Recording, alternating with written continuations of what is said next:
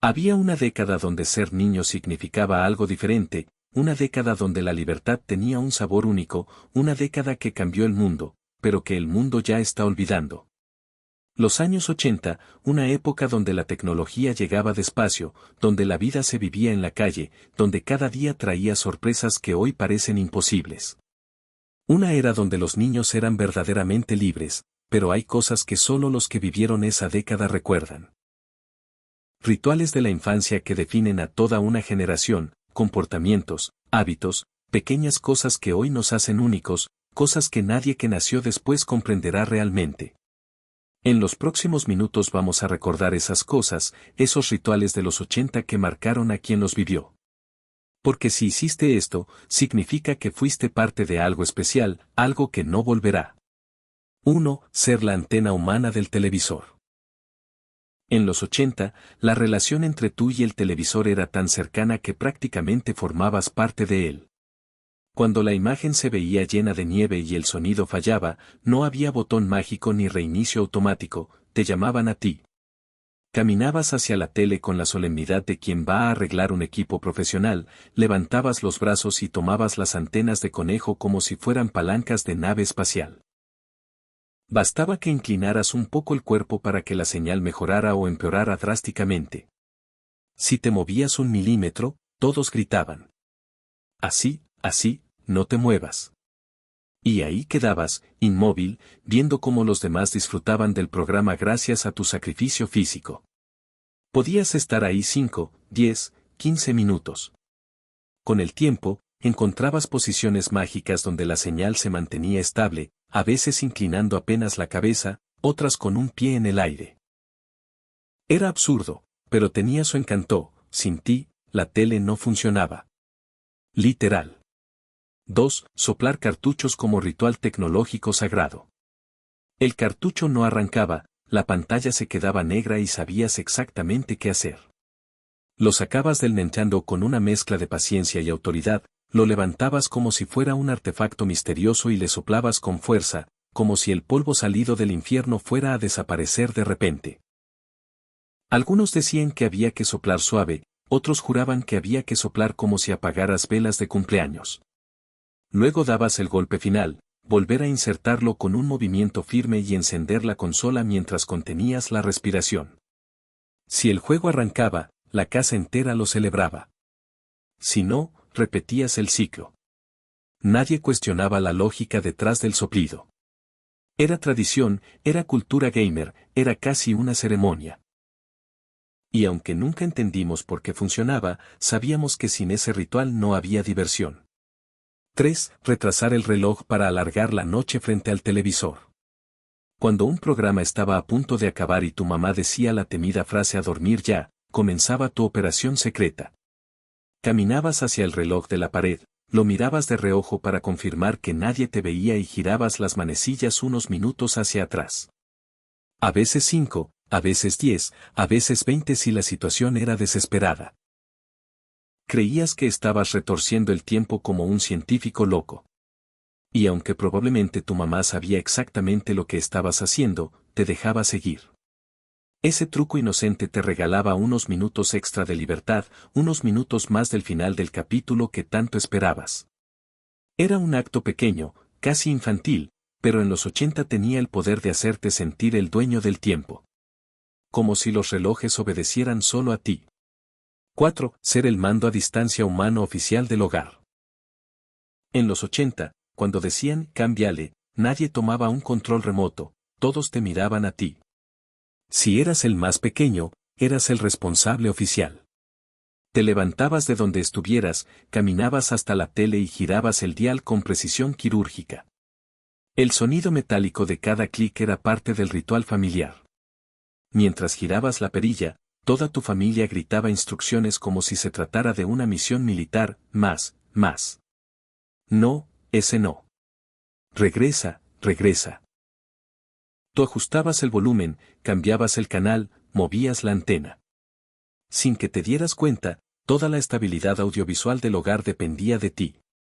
Era cansado, sí, pero también te daba un extraño sentido de importancia. Sin ti, nadie veía nada. 5. Memorizar programas como si fueran patrimonio personal. Ver un programa en los 80 era un acontecimiento único. Si lo perdías para siempre. No existía un lugar donde volver a verlo. Así que ponías toda tu atención en cada detalle. Los diálogos, los gestos, la música, el chiste inesperado, la escena triste, el final épico. Todo lo almacenabas en tu mente. Luego, en la escuela, representabas episodios enteros con tus amigos, repitiendo líneas exactas, recreando peleas dramáticas o escenas de acción con una precisión sorprendente. La memoria era tu biblioteca personal, tu archivo. Cada episodio era un tesoro que vivía únicamente en tu cabeza. Ese hábito entrenó una capacidad que pocas generaciones posteriores desarrollaron. Recordar como si la cabeza fuera la única videocasetera disponible. 6. Marcar números en teléfono fijo como acto de paciencia absoluta. Marcar un número en los 80 era una experiencia que mezclaba precisión, tiempo y compromiso. Metías el dedo en el hueco del número, girabas la rueda completa y esperabas a que regresara lentamente.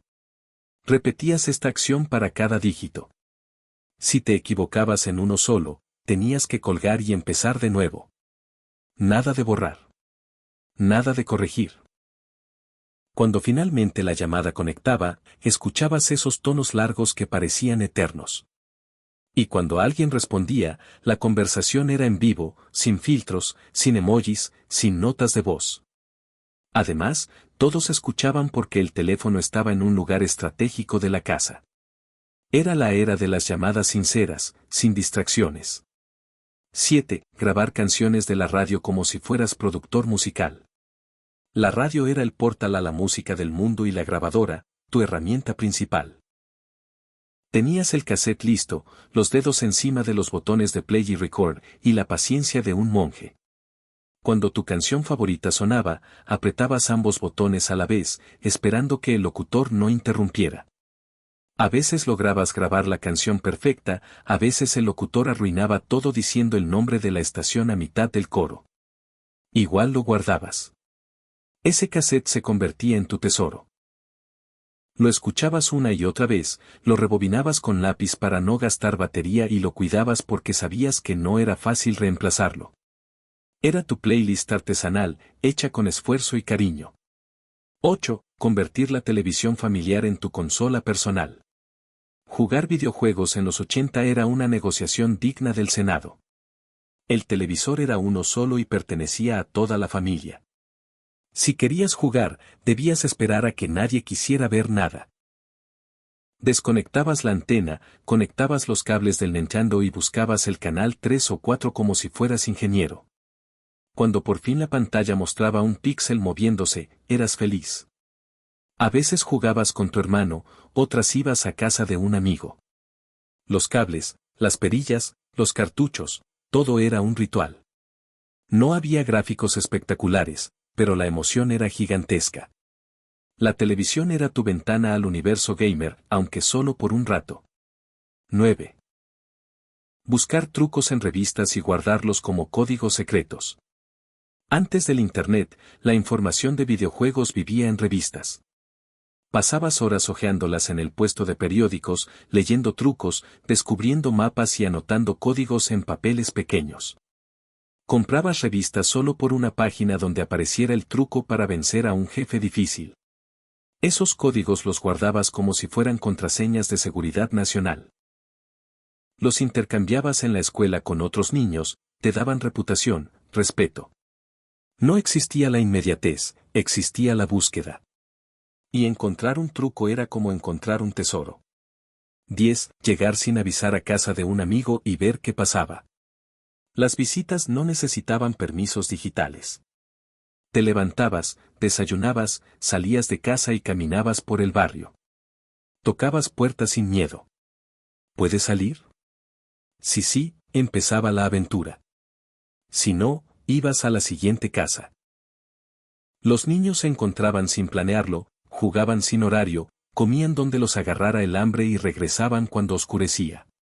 No había mensajes, no había instrucciones, no había coordinación. Era libertad pura y espontánea. El mundo era seguro y la amistad no tenía filtros. 11. Retorcer el cable del teléfono mientras hablabas, inventado. El teléfono tenía un cable en espiral que parecía diseñado específicamente para ser manipulado. Mientras hablabas con algún amigo, sin darte cuenta lo estirabas, lo enredabas, lo convertías en figuras raras. A veces lo dejabas tan extendido que parecía que el teléfono había sobrevivido a un tornado. Era un hábito casi universal, nadie sabía por qué lo hacía, pero todos lo hacían.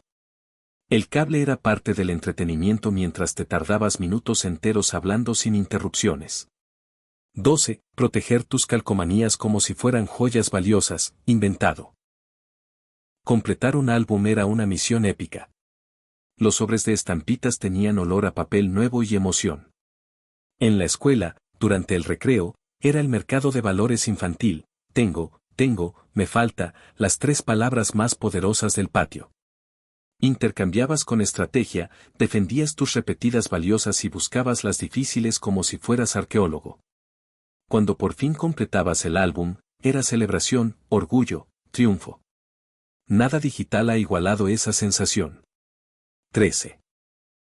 Rebobinar cassettes con un lápiz para salvar la música. Cada cassette tenía una vida útil limitada. A veces la cinta se atoraba, a veces se desacomodaba. Pero tú sabías exactamente qué hacer, tomabas un lápiz, lo metías en el engrane del cassette y lo girabas con calma hasta que la cinta quedara tensa otra vez. Ese movimiento lento, delicado, era un acto de restauración musical.